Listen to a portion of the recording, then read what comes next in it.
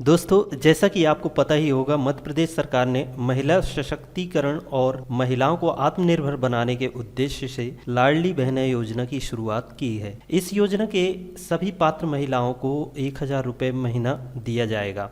तो इस योजना में रजिस्ट्रेशन के लिए समग्र आईडी में KYC होना अनिवार्य किया गया है और जिस बैंक खाते में योजना की राशि डाली जाएगी उसमें आधार सीड होना एवं NPCI यानी national payment corporation of India में खाता जुड़ा होना चाहिए, मतलब DBT चालू होना चाहिए, तभी आपका पैसा जारी किया जाएगा। तो आज की इस वीडियो में हम बताएंगे समग्र में KYC कैसे करेंगे, आपका KYC हो चुका है या नहीं, बैंक खाते में आधार लिंक हो गया है या नहीं हुआ है, आपके खाते में DBT सक्रिय है या नहीं, इन सब का स्टेटस एक ही जगह से आप कैसे चेक कर सकते हैं, सब कुछ बताएंगे इस वीडियो में। तो वीडियो अंत तक जरूर देखिएगा। तो आइए सबसे पहले हम आपको दिखा देते हैं कि आपको अपने समग्र आईडी पर KYC कैसे आप घर बैठे ही कर सकते हैं। ये काम आप अपने मोबाइल से घर बैठे ही कर सकते हैं।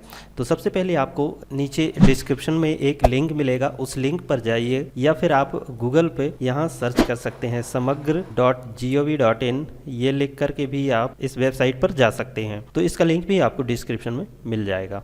तो जैसे ही आप इस लिंक पर आते हैं, इस पेज पर जैसे ही आप आते हैं तो यहाँ पर महत्वपूर्ण जानकारी फ्लैश होके आ जाती है। एक छोटा सा पॉपअप बीच में आ जाता है, समग्र पोर्टल पर KYC करने के लिए क्लिक करें। या तो आप यहाँ से जा सकते हैं या फिर आप ऊपर देखेंगे तो ये यहाँ पर KYC करें, ये लिंक जो है ब्लैंक हो रही है। और इसके बाद यहाँ नीचे भी देख सकते हैं KYC करें, इस लिंक पर भी आप जा सकते हैं। जैसे ही आप क्लिक करते हैं तो इस प्रकार का इंटरफेस आ जाएगा आपके सामने। यहाँ पर हम एक बात क्लियर कर देना चाहते हैं, अपने मोबाइल या अपने PC या लैपटॉप से यदि आप खुद का KYC करना चाहते हैं या अपने परिवार का KYC करना चाहते हैं तो आप इस लिंक से जा सकते हैं।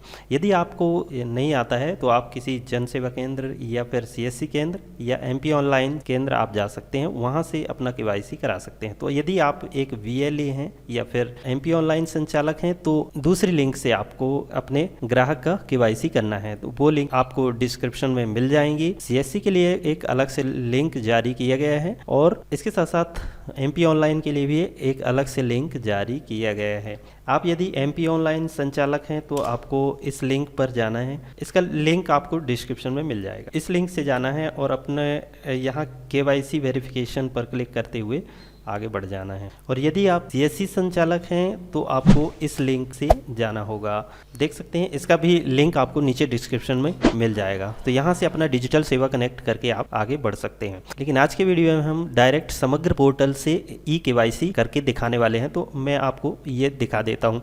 samagr.gov.in इस ऑफिशियल पोर्टल पर आने के बाद यहाँ पर क्लिक करें।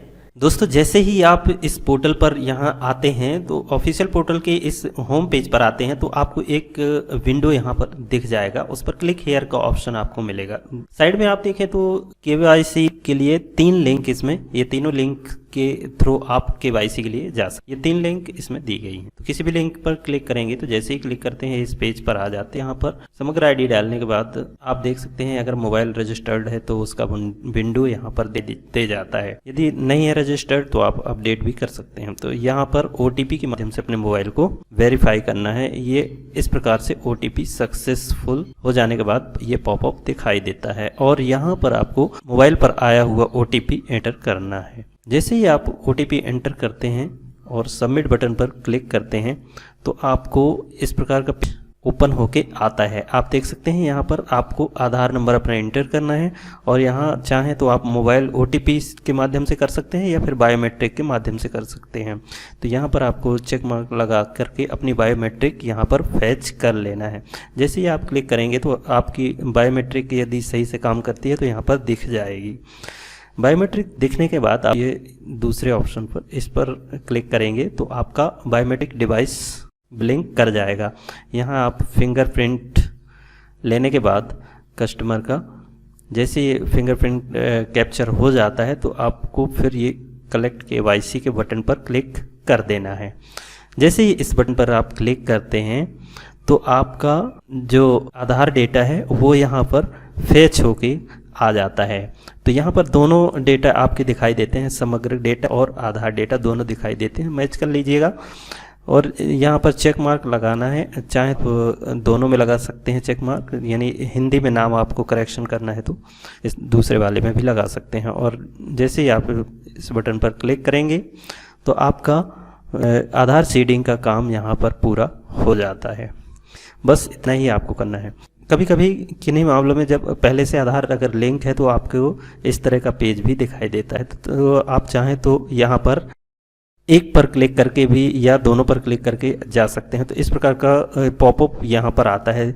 इसका मतलब यह हुआ कि आपका जो आधार वेरिफिकेशन है समग्र में वो हो चुका है। और दोस्तों, यदि आपका मार्फो डिवाइस काम नहीं कर रहा है ठीक से, तो आपको कंप्लीट सेटिंग का वीडियो हमारे चैनल पर मिल जाएगा, उस पर जा करके आप सेटिंग सीख सकते हैं। चलिए दोस्तों, आगे बता देते हैं कि आप अपना NPCI का स्टेटस किस प्रकार से चेक कर सकते हैं, यानी KYC की स्थिति कैसे जान सकते हैं। ये भी आपको जानने के लिए समग्र gov.in ऑफिशियल वेबसाइट पर आने के बाद आपको यहाँ पर उसका लिंक मिल जाता है। देख सकते हैं आप, eKYC स्थिति जाने, इस पर जैसे ही आप क्लिक करते हैं इस प्रकार का पेज ओपन होके आ जाता है। यहाँ पर NPCI का ये पेज ओपन होके आ जाता है, समग्र KYC की स्थिति जाने। तो यहाँ पर आप देख सकते हैं कि समग्र में आधार की स्थिति भी आप यहाँ से पता कर सकते हैं कि समग्र में आधार की स्थिति क्या है। तो यहाँ आने के बाद आप यहाँ पर समग्र आईडी दर्ज करेंगे। मेंबर आईडी यहाँ पर आपको डालना है। समग्र आईडी जैसे ही दर्ज करेंगे तो आपको